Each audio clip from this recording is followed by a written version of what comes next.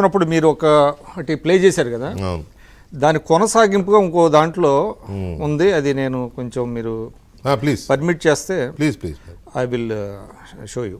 ఎందుకంటే ఒక్క నిమిషం, ఎందుకంటే అందులో చాలా స్పష్టంగా ఆయన మేము ఏదైతే డేట్స్ ఇచ్చామో ఆ డేట్స్ వారీగా కూడా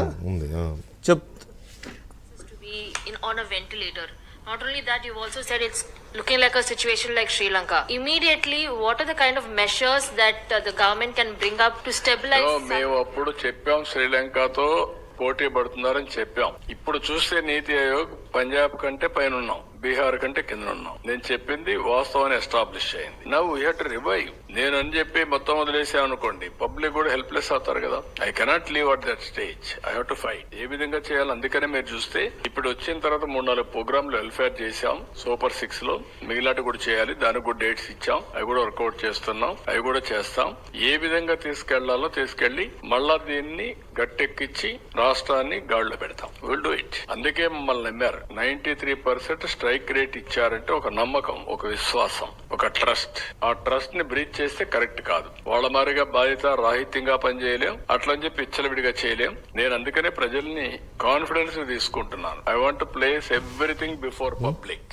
ఇది ఉందండి, దీంట్లో చాలా క్లియర్ గా డేట్స్ ఇచ్చాము. ఎంత బుర్ర తక్కువకైనా ఎంత నెల తక్కువకైనా అర్థం అవుతుంది. ఇది ఎందుకు నేను ఇది చూసి నేను సర్ప్రైజ్ అయ్యా. ఏంటి ఇంత బ్లాటెంట్ గా ఆయన చెప్పంది రాసేశారు అనేది కూడా నేను అనుకున్నా. తీరా ఇప్పుడు మీరు చూస్తే అక్కడి నుంచి మీరు సరే పార్టీ స్పందన అది పక్కన పెడితే నిన్న కనీసం ప్రభుత్వ స్పందన ఇంకోటండి, ఆ నీతి ఆయోగ్ డాక్యుమెంట్ చూసిన తర్వాత నేను కూడా తెప్పించుకొని చూశాను.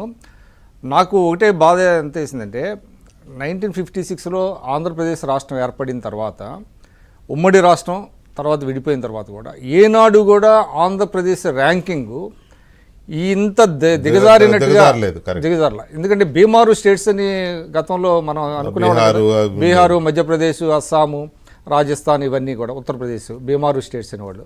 మనకు కనీసం అట్లీస్ట్ ఏంటంటే మొత్తం 23 రాష్ట్రాలు 28 రాష్ట్రాల్లో మనది కనీసం 16-17 దీంట్లో ఉండేది. ఇప్పుడు చూసినట్లయితే అంటే మొత్తంగా అన్నీ చూస్తే ఇప్పుడు కనీసం మనకేంటి కింద పైనేమో బీహార్ ఉంది, కిందేమో పంజాబ్ ఉంది, మధ్యలో ఆంధ్రప్రదేశ్ ఉంది. అసలు ఎంత బాధ వేసిందంటే అదొక ఇష్యూ. తర్వాత ఇంకోటి ఏంటంటే తెలుగుదేశం వాళ్ళకి చాలా అసలు చెప్పుకోవడానికి చాలా అంశాలు ఉన్నాయండి. ఇప్పుడు పట్టాభి గారు కొన్ని చెప్పారు.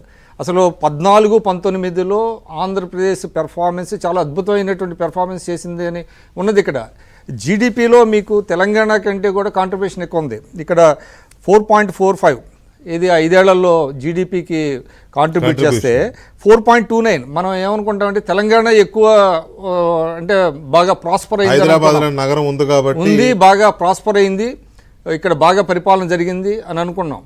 కానీ జీడిపిలో మీకు చూసినట్లయితే 4.29 ఉంటే తెలంగాణ, ఆంధ్రప్రదేశ్ కాంట్రిబ్యూషన్ 4.45 ఉంది.